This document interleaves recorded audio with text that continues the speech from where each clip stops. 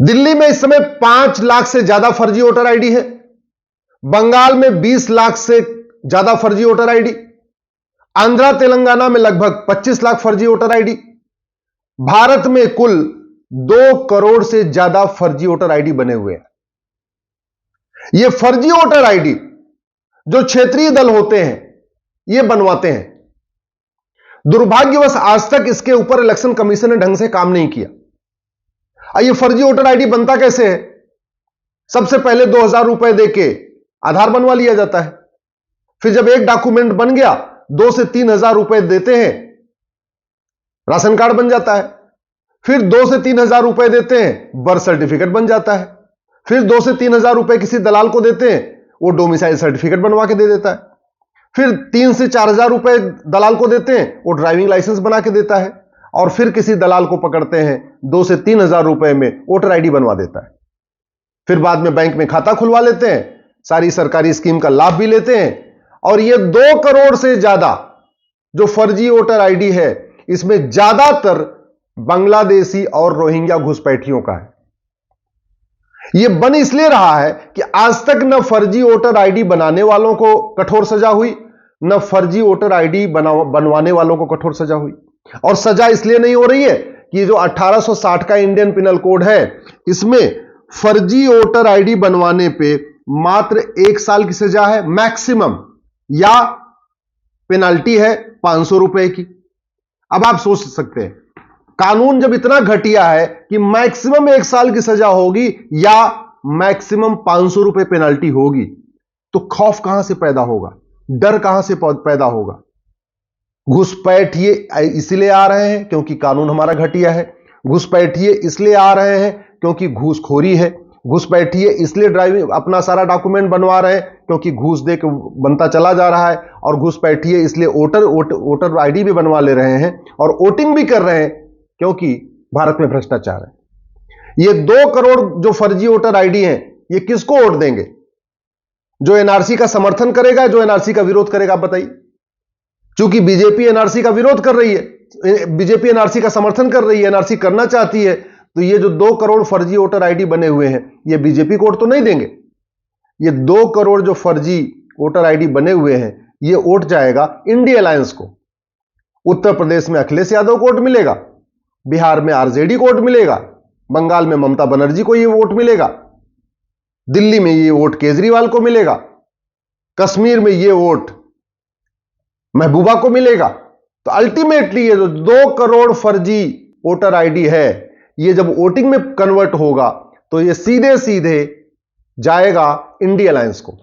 यानी बीजेपी को 2 करोड़ वोट कम मिलेंगे और इंडिया अलायंस को 2 करोड़ वोट ज्यादा मिलेंगे। समाधान क्या है? सबसे बड़ा समाधान यह है कि तत्काल इस कानून को बदला जाए। फर्जी आधार बनवाने, फर्जी राशन कार्ड बनवाने, फर्जी ड्राइविंग लाइसेंस बनवाने, फर्जी बर्थ सर्टिफिकेट बनवाने, फर्जी डोमिसाइल बनाने वालों को 10 से 20 साल की सजा देने के लिए कानून बनाया जाए। और जो डॉक्यूमेंट बनवाते हैं उनके लिए भी 10 से 20 साल की सजा का प्रावधान हो। जो फर्जी वोटिंग करे उसकी हमेशा हमेशा के लिए आजीवन वोटिंग राइट खत्म कर दिया जाए, यह इसका समाधान है। लेकिन अब तो चूंकि संसद का सत्र खत्म हो चुका है, इलेक्शन एकदम सर पे आ गया है, तो कानून तो बन नहीं सकता। तो दूसरा तरीका यह है कि तत्काल इलेक्शन कमीशन प्रेस कॉन्फ्रेंस करे, सभी राज्यों में जाके इलेक्शन कमीशन प्रेस कॉन्फ्रेंस करे और स्ट्रिक्टली बता दे कि अगर कोई फर्जी वोटिंग पकड़ा गया तो कम से कम जो हमारा पुराना कानून चल रहा है जिसमें 1 साल की सजा का प्रावधान है, वो जरूर लागू होगा। अब यही तरीका बचा हुआ है। वैसे मैंने पीआईएल फाइल किया था कि वोटर आईडी को आधार से लिंक करिए। सुप्रीम कोर्ट ने कहा कि भाई आप अपनी पिटीशन की कॉपी इलेक्शन कमीशन को दे दीजिए। मैंने अपनी कॉपी इलेक्शन कमीशन को दिया। इलेक्शन कमीशन ने वादा भी किया कि हम वोटर आईडी को आधार से लिंक करेंगे जिससे सारे के सारे जो फर्जी वोटर आईडी है ये खत्म हो जाए। लेकिन इलेक्शन कमीशन ने कुछ नहीं किया। मैंने 2019 में पीआईएल फाइल किया था कि आधार को वोटर आईडी से लिंक करिए। वोटर आईडी आधार से लिंक हो जाता, सारा का सारा जितना फर्जी वोटर आईडी बना था सब पकड़ में आ जाता और सबको इलेक्शन कमीशन एक साथ निरस्त कर देता। लेकिन 5 साल बीत गए, इलेक्शन कमीशन ने कुछ नहीं किया। आज नतीजा यह है कि भारत का ऐसा कोई एक जिला नहीं है जहां फर्जी वोटर आईडी नहीं बनी हुई है। तो दो कारण है, पहला, इलेक्शन कमीशन ने वोटर आईडी को आधार से लिंक नहीं किया। दूसरा, फर्जी डॉक्यूमेंट इसलिए बन रहे हैं क्योंकि 1860 का जो इंडियन पिनल कोड है, इसमें फर्जी डॉक्यूमेंट बनवाने की सजा मात्र 1 साल है, वो भी मैक्सिमम 1 ईयर। और जज चाहे तो 1 साल की सजा देने के बजाय 500 रुपए पेनल्टी दे दे। तो कहां से खौफ आएगा?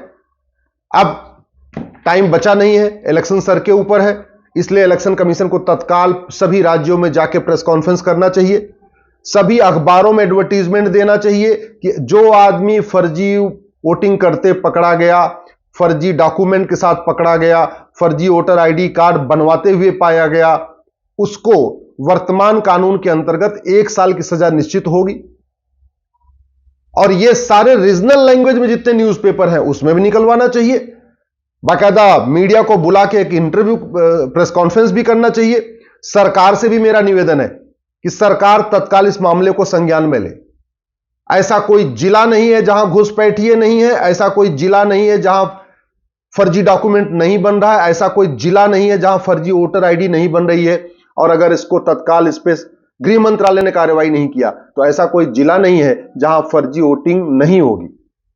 फर्जी वोटिंग रोकना है, उसके लिए तो कठोर कानून बनाना पड़ेगा। उसके लिए आपको एक ही काम करना पड़ेगा, जो आदमी फर्जी आधार बनाए या फर्जी आधार बनवाए उसको 10 साल की सजा देने के लिए कानून बनाना पड़ेगा।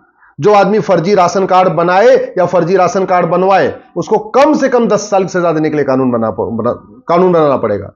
जो आदमी फर्जी ड्राइविंग लाइसेंस बनाए या फर्जी ड्राइविंग लाइसेंस बनवाए, जो आदमी फर्जी डोमिसाइल सर्टिफिकेट बनाए या फर्जी डोमिसाइल सर्टिफिकेट बनवाए, जो फर्जी पासपोर्ट बनवाए या फर्जी पासपोर्ट बनवाए, या फर्जी वोटर आईडी बनाए या फर्जी वोटर आईडी बनवाए, दोनों को 10 से 20 साल की सजा देने के लिए आपको कानून बनाना पड़ेगा, तभी यह रुकेगा।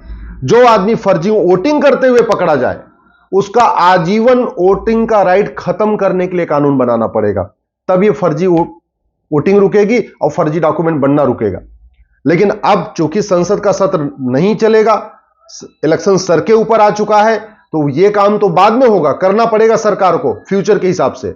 लेकिन इलेक्शन कमीशन के पास तत्काल एक ही रास्ता है, दिल्ली में एक प्रेस कॉन्फ्रेंस करे, स्ट्रिक्ट एक्शन ले, सारे देश के जितने जिलाधिकारी हैं, जितने कप्तान हैं, उनको सूचित कर दे, एक हेल्पलाइन नंबर बना दे कि जिसको भी लगता है कि उसके आसपास कोई फर्जी डॉक्यूमेंट बना हुआ है, फर्जी वोटर आईडी बना हुआ है, उस नंबर पे लोग सूचित कर सके। सामान्यतः लोगों को आसपास पता होता है कि किसका डॉक्यूमेंट फर्जी है, लेकिन कुछ कर नहीं पा रहे, तो कम से कम इलेक्शन कमीशन को दिल्ली में एक सेंट्रलाइज्ड कॉल सेंटर बनाना चाहिए जहां पूरे देश के लोग फोन करके बता सकें कि उनके पास में उनके आसपास कितने फर्जी आईडी बने हुए हैं, कितने फर्जी वोटर हैं, उनके आसपास ऐसे कौन लोग हैं जो भारत के रहने वाले नहीं हैं लेकिन फिर भी वोटर आईडी बनवा चुके हैं और वोटिंग करेंगे।